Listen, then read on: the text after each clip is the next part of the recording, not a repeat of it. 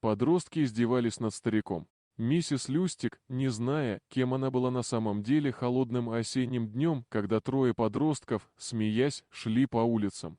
Лиз, Марка и Елена были лучшими друзьями, беззаботными и всегда ищущими. У них было только время, и они понятия не имели, что их жизнь изменится в тот день навсегда. На краю небольшого парка на скамейке сидела старая женщина. Ее одежда была изношена, ее шаль свободно обмотана вокруг ее узких плеч. Ее лицо было изрисовано следами жизни, и ее глаза казались усталыми, как будто она давно потеряла веру в мир. Луи засмеялся и указал на нее пальцем. Она действительно похожа на ведьму. Может быть, она ждет, когда кто-нибудь даст ей евро, чтобы она могла купить себе кофе. Марка и Елена насмехались над другими, часто смеясь. Девушка чувствовала себя неловко, что-то в этой женщине показалось ей знакомым, но она не могла это определить. Старуха подняла голову и посмотрела на троих. Ее глаза были грустными, но не удивленными. Лиз, Марка и Елена тихо сказали им троим, откуда они знают наше имя.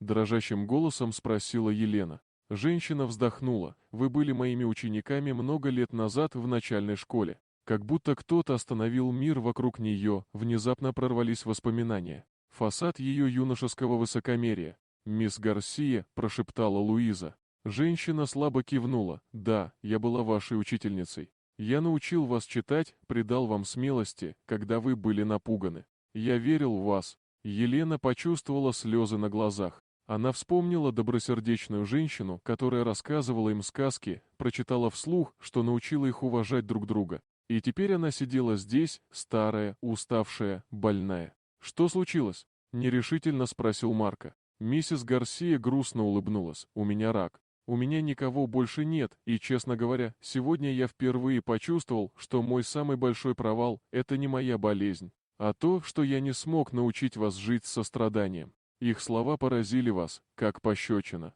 Подростки, которые только что смеялись, внезапно почувствовали себя такими маленькими и виноватыми. Лис сел рядом с ними. «Прости», — прошептал он. Марко кивнул. «Всем нам, мы не думали». Елена осторожно взяла дрожащую руку своей старой учительницы. «Позвольте нам помочь вам», — сказала она сдавленным от слез голосом. «Вы не одиноки в этот день. Что-то изменилось в вас. Вы узнали, что истинное величие не в том, чтобы смеяться над другими, но протянуть им руку. И они поклялись быть верными, чтобы снова не подвести Гарсию.